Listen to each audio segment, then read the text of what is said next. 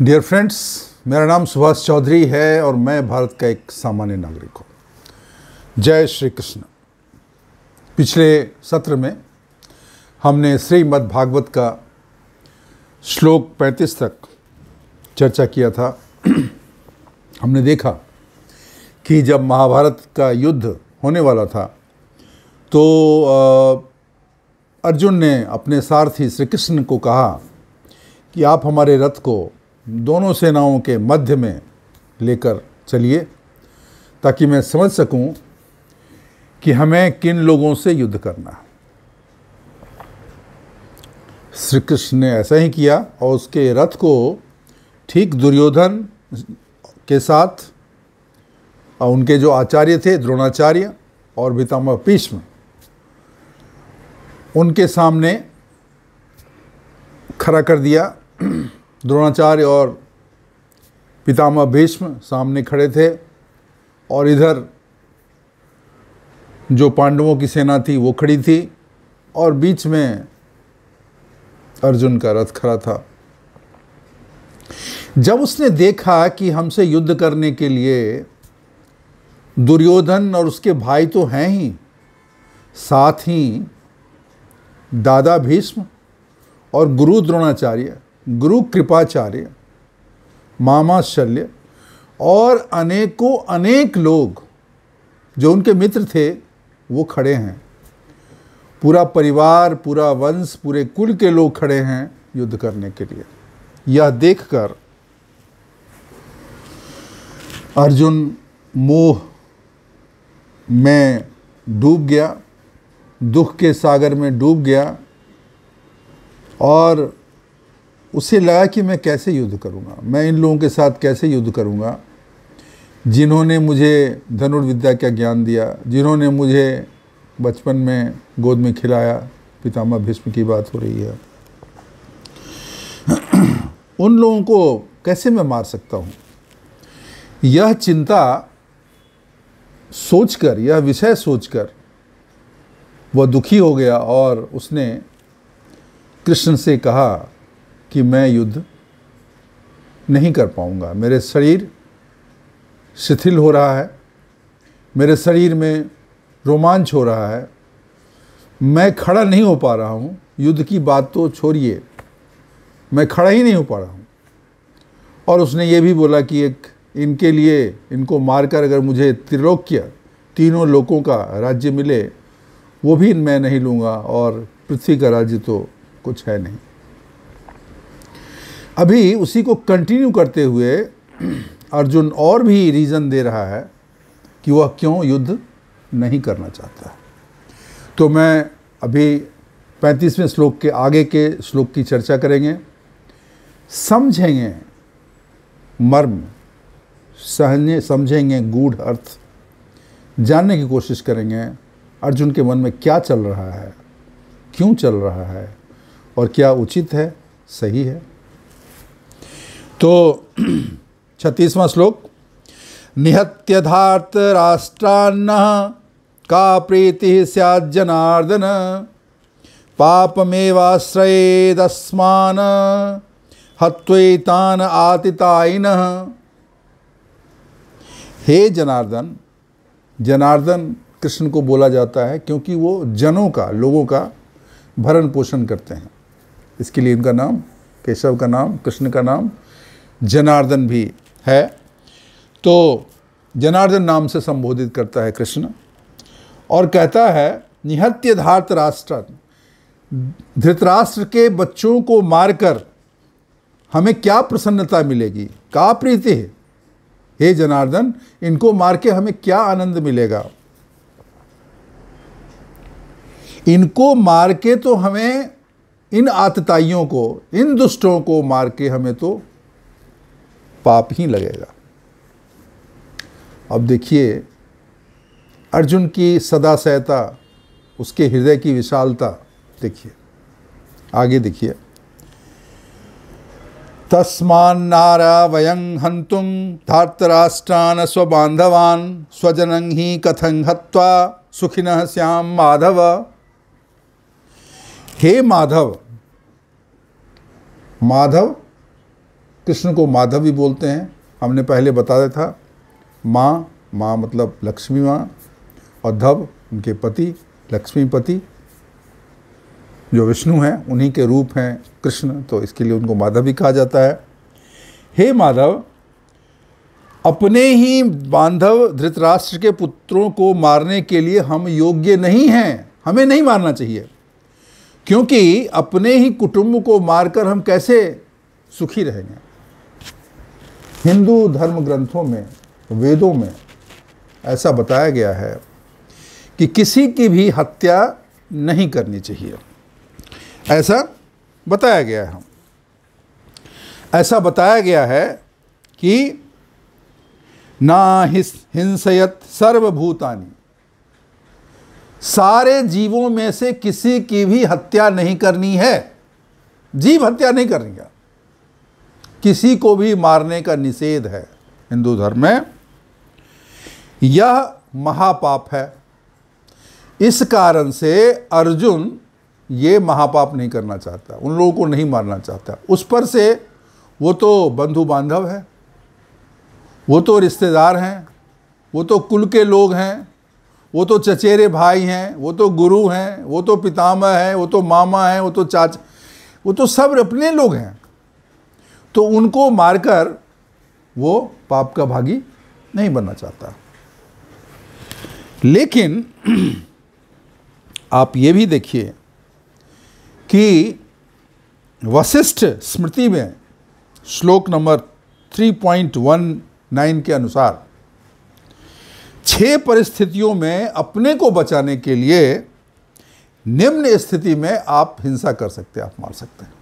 कुछ ऐसे कारण हैं, कुछ ऐसी परिस्थितियां, ऐसे तो किसी की हत्या करना गलत है, लेकिन कुछ ऐसे अपवाद स्थिति हैं जो अगर बन जाए तो उसमें मारने का प्रावधान है, मारना भी जायज़ है। वो कौन सी परिस्थितियां हैं? ये वशिष्ठ स्मृति के श्लोक संख्या 3.19 में लिखा हुआ है।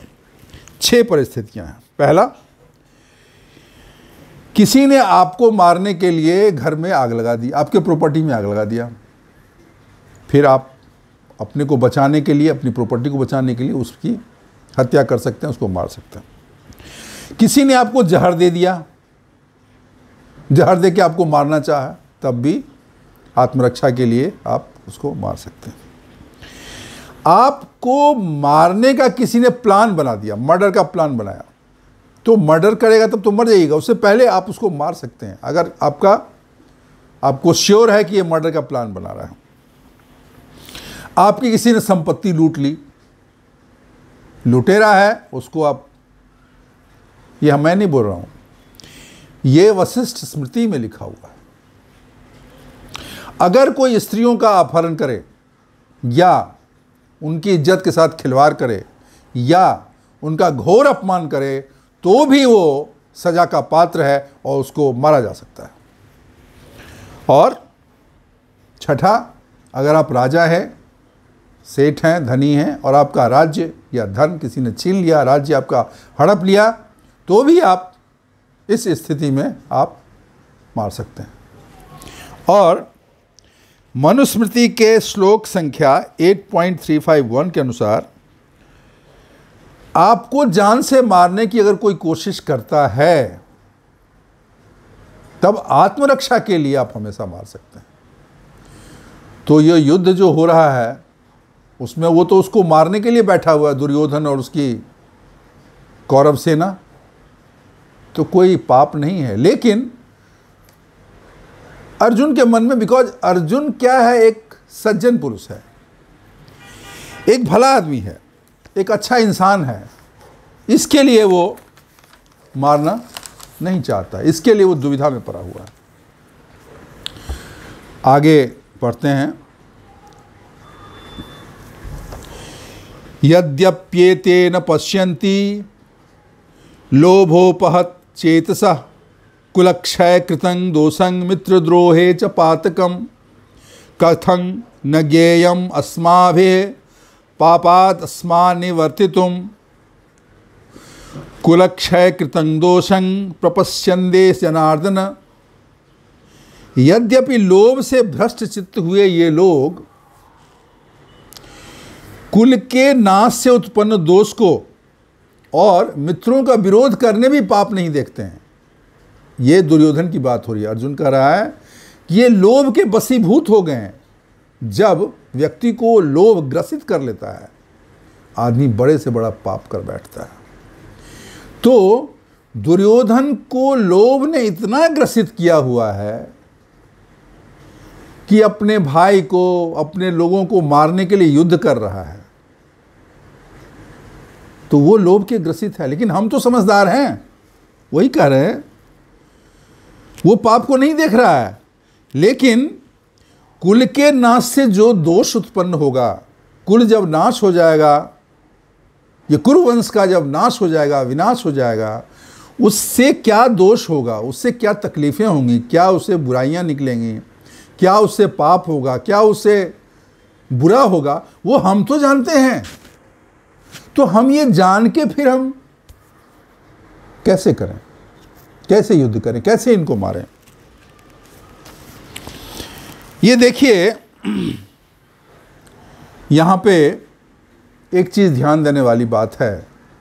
अर्जुन एक सहृदय और धर्मपरायण व्यक्ति था, इसलिए वो ऐसा सोच रहा है कि यद्यपि ये तो लोभ के कारण कुल के नाश में होने वाले तकलीफों को, बुराइयों को न समझते हुए भी हमें मारना चाहते हैं, लेकिन हम तो समझदार हैं, हमें तो पता है कुल का नाश करने से क्या तकलीफें होंगी, कुरुवंश खत्म होने से क्या क्या होगा, कितने बड़े पाप होंगे। तो हम क्यों करें हत्या? वो करें तो करें, हम क्यों करें? ये अर्जुन की महानता, उसकी दिल की उदारता है। उसके दिल की उदारता का एक प्रसंग आता है महाभारत में, अंत में आता है कि जब महाभारत का युद्ध काफ़ी अंत समय पर पहुंच गया था और कौरवों के अधिकतर लोग मारे गए थे, दुर्योधन के सारे भाई मारे गए थे, सारी सेनाएं ऑलमोस्ट ख़त्म हो गई थी, तो दुर्योधन खुद बचा था, कुछ सैनिक बचे थे और द्रोणाचार्य का पुत्र अश्वत्थामा बचा हुआ। एक दिन रात में अश्वत्थामा अपने पिता का बदला लेने के लिए, और चूंकि वो कौरव पक्ष से लड़ रहा था, तो उसने एक गलत काम किया। रात के अंधेरे में पांडवों के कैंप में घुसकर द्रौपदी के 5 पुत्र और बहुत सारे लोगों को उसने मार डाला। द्रौपदी के पुत्रों को उसने ये समझ के मारा, उसके 5 पुत्र थे उनके, अभिमन्यु तो अलग पुत्र था उनका, अर्जुन का अलग पुत्र था, लेकिन द्रौपदी के 5 पुत्र थे, तो उन सबको मार डाला ये सोच के ये 5 भाई हैं, 5 पांडव हैं, इनको हमने खत्म कर दिया, वो मर गए। फिर जब अर्जुन वापस आया कैंप में दूसरे दिन, तो उसको पता लगा, फिर वो भागा और अश्वत्थामा को पकड़ के लाया और द्रौपदी के सामने उसको हाजिर कर दिया कि ये तुम्हारा दोषी है, तुमको जो सजा देना है इसको दो। तो द्रौपदी एक महान महिला थी, उसने बोला कि ये आपके गुरु का पुत्र है और एक ब्राह्मण भी है। तो धर्मों के अनुसार, हिंदू धर्म के हिसाब से, गुरु या गुरु के पुत्र को और ब्राह्मण को प्राण दंड देना उचित नहीं है, इसके लिए मैं इनको माफ़ करता हूँ। इन्होंने बदले की भावना से कार्रवाई की, अब इनको माफ़ करते हैं। लेकिन अर्जुन को लगा कि कृष्ण से पूछ लेते हैं। कृष्ण ने कहा कि ब्राह्मण हैं और द्रोणाचार्य के पुत्र हैं, इसके लिए इनका प्राण दंड देना तो उचित नहीं है, लेकिन छिपकर रात के अंधेरे में नियम तोड़कर इन्होंने उन 5 भाइयों को मारा, द्रौपदी के 5 पुत्रों को मारा, तो सज़ा तो इनको मिलनी चाहिए। तो भीम तो वहीं उसको ख़त्म करना चाहता था, अश्वत्थामा को। तो कृष्ण ने कहा इसको ऐसे मत छोड़ो, इसके पास एक मणि है इसके सर पे, वो मणि ले लो, मणि में इसकी ताकत छिपी हुई है। तो उसकी मणि लेके फिर अर्जुन ने उसको छोड़ दिया। कहने का मतलब ये है कि इतने बड़े पाप करने के बाद भी, अश्वत्थामा इतना बड़ा पाप किया, उसके बाद भी अर्जुन की महानता थी कि उसने उसे माफ़ किया। जैसी सज़ा कृष्ण ने कहा, वो कृष्ण को वो सज़ा देकर, ये कृष्ण के कहे अनुसार अश्वत्थामा को वो सज़ा देकर उसने उनको माफ़ कर दिया। तो अभी आगे के श्लोकों में और भी जानेंगे कि अर्जुन के विषाद का कारण क्या है, कुल के नाश होने से क्या क्या तकलीफ़ें हो सकती हैं, क्या क्या अधर्म हो सकता है, उसका क्या परिणाम हो सकता है, ये हम लोग देखेंगे। अगले श्लोकों में इसकी चर्चा करेंगे और इसको समझेंगे। तो आज के लिए बस इतना ही। अगर आप लोगों को ये वीडियो अच्छी लगती है और आपको कुछ भी ठीक लगता है और आपने सब्सक्राइब नहीं किया है, तो चैनल को प्लीज़ सब्सक्राइब करिएगा, बेल आइकन दबा दीजिए ताकि आपके पास वो पहुँचे। इसको लाइक करिएगा, क्योंकि लाइक करने से यूट्यूब इसको ज़्यादा लोगों के पास भेजती है। और तीसरी चीज़, जो भगवत प्रेमी लोग हैं, जो गीता के ज्ञान में अभिरुचि रखते हैं, उन्हें अपने मित्रों को शेयर करने की भी कृपा कर सकते हैं। जय श्री कृष्ण। थैंक यू, धन्यवाद, शुक्रिया।